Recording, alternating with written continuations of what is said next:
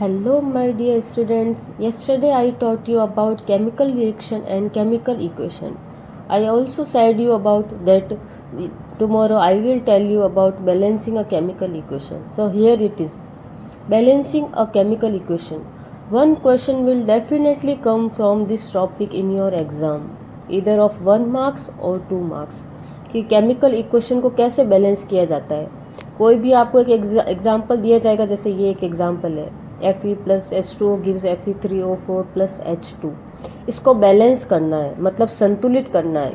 Balancing का chemical equation means संतुलित रासायनिक समीकरण. तो ये जो बैलेंसिंग का केमिकल इक्वेशन है, ये एक लॉ होता है, एक आपका नियम होता है. उसी के अनुसार ही उसको क्या किया जाता है, बैलेंस किया जाता है. उस लॉ का नाम क्या है, law of conservation of mass. Sometimes it also comes which law is used for balancing a chemical reaction. तो you can take law of conservation of mass means द्रव्यमान संरक्षण का नियम. ये लॉ क्या कहता है, मास can neither be created nor be destroyed. मतलब जो भी मास होता है वो ना ही हम उसको क्रिएट कर सकते हैं, ना ही हम डिस्ट्रॉय कर सकते हैं. किस ड्यूरिंग, कोई भी रिएक्शन हो रही है, कोई भी अभिक्रिया हो रही है उसके दौरान. या फिर आप ऐसे बोल सकते हो, number of atoms of each element remains same before और आफ्टर द रिएक्शन. बिफोर और आफ्टर द रिएक्शन मीन्स एक आपकी ये एक रिएक्शन है, इनको हम क्या कहते हैं, रिएक्टेंट्स कहते हैं. जो लेफ्ट साइड में लिखा जाता है उनको हम क्या कहते हैं, रिएक्टेंट्स. ये क्या है, एरो के इधर के साइड में क्या है, प्रोडक्ट्स. मतलब कि टोटल मास ऑफ रिएक्टेंट्स, इनका जो टोटल मास होना चाहिए वो किसके इक्वल होना चाहिए, टोटल मास ऑफ प्रोडक्ट्स. इनका जो टोटल मास होता है और इसका दोनों का क्या होना चाहिए, सेम होना चाहिए. ये आप सिंपल वे में लिख सकते हो. Number of atoms of each elements remain same. Elements means जैसे फेरस क्या एक एलिमेंट है, हाइड्रोजन क्या एक एलिमेंट है, ऑक्सीजन क्या एलिमेंट है, ये बहुत सारे आपके सल्फर क्या एलिमेंट्स है. आपने 9th क्लास में पीरियोडिक टेबल के बारे में देखा होगा, जिसमें सारे एलिमेंट्स के बारे में लिखा जाता है, लिथियम, सोडियम, पोटेशियम. वो सब जितने भी आपने पीरियोडिक टेबल आवर्त सारणी में जो पढ़ा था 20 एलिमेंट्स, वो सारे इसमें काम आएंगे. उन एलिमेंट्स के बारे में देखना है, एलिमेंट्स का सिंबल ध्यान रखना है. जैसे Fe है, ये किसका सिंबल है, आयरन का है, जिसको हम केमिस्ट्री में क्या कहते हैं, फेरस कहते हैं. Sometimes it is written as ferrous और sometimes it is written as iron.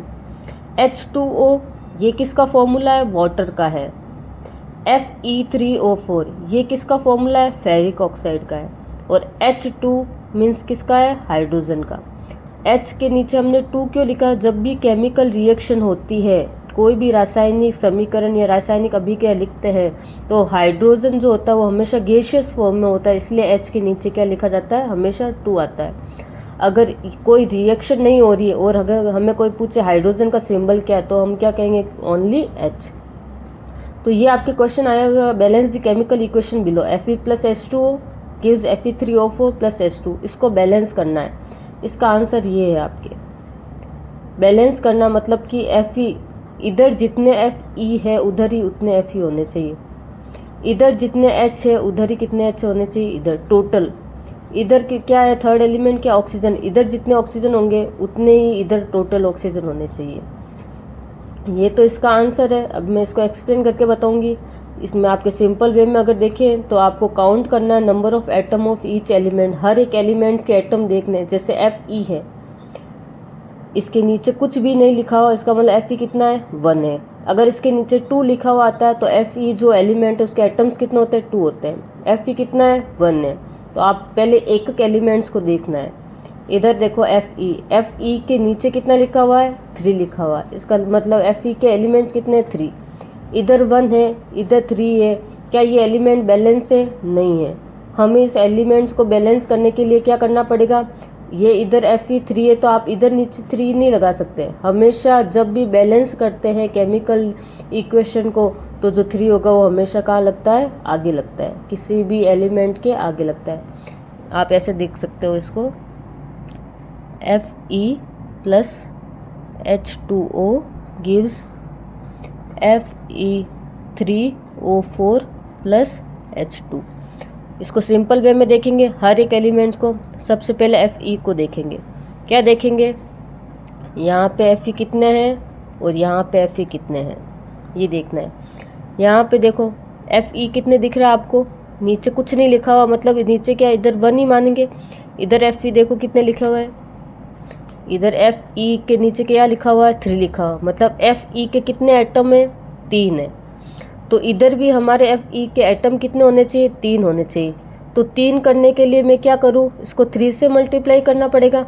हम इधर नीचे 3 नहीं लिख सकते, कभी भी बैलेंस करना होता है तो 3 को हमेशा कहाँ लिखा जाएगा, इधर लिखा जाएगा। अब देखो रिएक्टेंट्स में Fe कितने हैं, 3, और प्रोडक्ट में Fe कितने हो गए, 3।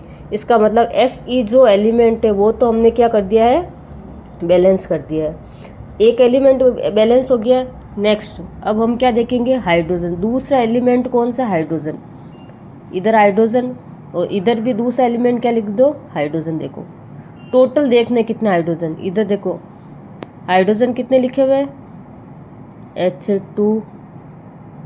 इधर हाइड्रोजन देखो, क्या Fe3O4 में कहीं हाइड्रोजन है, नहीं है। इधर हाइड्रोजन कितने हैं, H2। इसका मतलब अभी तो हाइड्रोजन क्या है, बैलेंस है, इसको अभी नहीं देखना है। थर्ड एलिमेंट कौन सा है, ऑक्सीजन, ये रहा O। इधर ऑक्सीजन कितना लिखा हुआ है, O4। इधर ऑक्सीजन कुछ नहीं है, इसका मतलब ऑक्सीजन कितना है, 1 है। अगर कुछ भी नहीं दिया हुआ तो हमें क्या मानना है, 1 मानना है। ऑक्सीजन कितना है, 1 है। इधर ऑक्सीजन कितना है, 4 है। तो अगर हमें इन दोनों रिएक्टेंट्स और प्रोडक्ट्स को इक्वल करना है, हर एक एलिमेंट्स के रिएक्टेंट्स और प्रोडक्ट्स को अगर हमें इक्वल करना है, इधर ऑक्सीजन 4 है, तो क्या मैं ऑक्सीजन को इधर नीचे 4 लिखूँ, नहीं। कहाँ लिखा जाता है, हमेशा आगे लिखा जाता है। अब ऑक्सीजन कितने हो गए, 4। अब देखो, अब वापस आपको चेक करना है, वापस एक इक्वेशन लिखो। Fe मतलब हमने जो इक्वलाइज किया है तब 3Fe हो गया, प्लस H2, इधर की साइड में H2 ही है। ऑक्सीजन 4 है, तो अभी ऑक्सीजन को हम इधर 4 नहीं लिख सकते, हमेशा जो जैसे ये 4 है तो ये 4 हमेशा कहाँ लिखा जाएगा, या तो एलिमेंट्स के पहले या फिर मॉलिक्यूल, क्योंकि ये पूरा क्या हो गया, एक मॉलिक्यूल हो गया। कभी भी बीच में इधर 4 नहीं लिख सकते, ना इधर 4 लिख सकते या नीचे 4 लिख सकते। हमेशा जो भी आप बैलेंस करते हो इक्वेशन को, 2 हो, 3 हो, 4 हो, वो हमेशा कहाँ लिखा जाता है, सबसे आगे। ये क्यों, क्योंकि ये पूरा H2O क्या है, मॉलिक्यूल है, एक एटम नहीं, क्योंकि इसमें 2 एटम्स मिल गए। इसको किया, क्या लिखा, Fe3, क्योंकि इधर क्या है, Fe3। O कितना है, 4 है, प्लस H2 है, इधर वापस क्या लिख दिया, H2। ये कैसे लिखा मैंने, ऊपर वाली इक्वेशन को देख के लिखा। देखो अब पूरा लिखने के बाद में आपको वापस चेक करना कि जो भी हमने देखे हैं वो सारे सेम है या नहीं है, बैलेंस है या नहीं है। Fe3 है, ये रहा Fe3 है, इधर Fe देखो, Fe के नीचे 3 लिखा हुआ, इसका मतलब Fe तो क्या आपके बैलेंस है। इसको छोड़ो, वापस देखो। अब क्या दूसरा, पहला एलिमेंट कौन सा था, Fe था। दूसरा एलिमेंट अब क्या देखेंगे हम, हाइड्रोजन को देखेंगे। हाइड्रोजन के नीचे क्या लिखा हुआ है, 2, और हाइड्रोजन के आगे क्या लिखा हुआ है, 4। नीचे के जो नंबर और आगे के नंबर दोनों क्या हो जाते हैं, मल्टीप्लाई हो जाते हैं। जैसे हाइड्रोजन के नीचे अगर 1 होता तो हम हाइड्रोजन कितने मानते, 4 ही मानते इसको। नीचे क्या लिखा हुआ है, 2 लिखा हुआ है। हाइड्रोजन के पहले क्या लिखा, 4 लिखा हुआ, तो 4 × 2 कितने हो गए आपके, 8। तो इधर हाइड्रोजन कितने हैं, 8 है।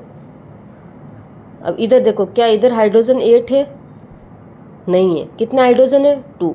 अब 2 को हम किस से मल्टीप्लाई करेंगे कि हमारे टोटल आंसर क्या है, 8 आए, क्योंकि मास क्या होना चाहिए, सेम। अगर हाइड्रोजन का मास इधर 8 आया है तो इधर भी हाइड्रोजन का मास कितना आना चाहिए, 8। तो इधर जो H2 है, 2 को किस से मल्टीप्लाई करेंगे तो आंसर 8 आएगा, 4 से। तो इधर क्या आ जाएगा, 4।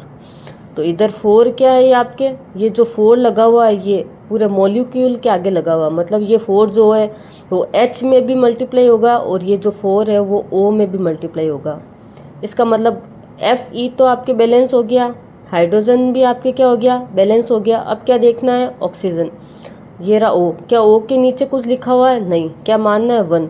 लेकिन ये जो है H2O पूरा एक मॉलिक्यूल है, इसका मतलब मैंने जो बताया था कि जो 4 लिखा हुआ है वो आपके हाइड्रोजन का भी और वो ऑक्सीजन का भी। हाइड्रोजन के लिए तो हमने मल्टीप्लाई कर लिया 4 × 2, ऑक्सीजन के लिए ऑक्सीजन के नीचे 1 है तो 1 × और ये ऑक्सीजन के क्या हो गया 4। इसका मतलब ऑक्सीजन कितना है आपके 4 है। इधर ऑक्सीजन कितना है देखो, ओ के नीचे क्या लिखा हो 4 और कुछ नहीं लिखा, इसका मतलब ऑक्सीजन क्या है 4 है। अब ये पूरी जो इक्वेशन है वो क्या हो गई, बैलेंस हो गई। इसको कहते हैं बैलेंसिंग ऑफ केमिकल इक्वेशन। सबसे पहले आपको हर एक एलिमेंट को देखना है। एलिमेंट्स कौन कौन से वो आप साइड में ऐसे लिखो। एलिमेंट्स हमने देखे, एक तो Fe एलिमेंट, एक हाइड्रोजन है, एक ऑक्सीजन है। Fe एलिमेंट कितने हैं वो हमें देखना, इधर 1 है और इधर 3 है। तो आप इसको, ये मैंने बस आपको मेथड बताया कि कैसे निकालते हैं। जब आप 2-3 बार इसको ट्राई करोगे तो आराम से आपसे हो जाएगा। बस आपको ध्यान रखना है कि एलिमेंट्स कौन कौन से थे। Fe, H है, O है, 3 एलिमेंट्स हैं। पहले आपको इतना करने के बाद नहीं इक्वेशन आपको पूरा लिखना है। बस यहाँ पे मेन ध्यान रखना है कि जब भी 2 एलिमेंट साथ में आ जाते हैं, जैसे हाइड्रोजन और ऑक्सीजन साथ में आ जाता है, तो आपके क्या लग जाता है, ब्रैकेट लग जाता है। और जो भी डिजिट आएगा 4, 2 वो पूरा ब्रैकेट के हमेशा आगे लगेगा। अब देखो कितने हो गए, Fe3, Fe के नीचे क्या है 3, बैलेंस है। दूसरा H है, हाइड्रोजन 4 × 2 कितना है 8। इधर हाइड्रोजन देखो 4 × 2 कितना है 8, मतलब ये भी क्या हो गया, बैलेंस हो गया। ऑक्सीजन देखो कितने ऑक्सीजन है, ऑक्सीजन टोटल क्या है 4 है। इधर O के नीचे क्या लिखा हुआ है 4 लिखा हुआ, मतलब जितने भी हमने एलिमेंट देखे थे वो सारे क्या हो गए, बैलेंस। तो this is the balancing a chemical equation. Thank you.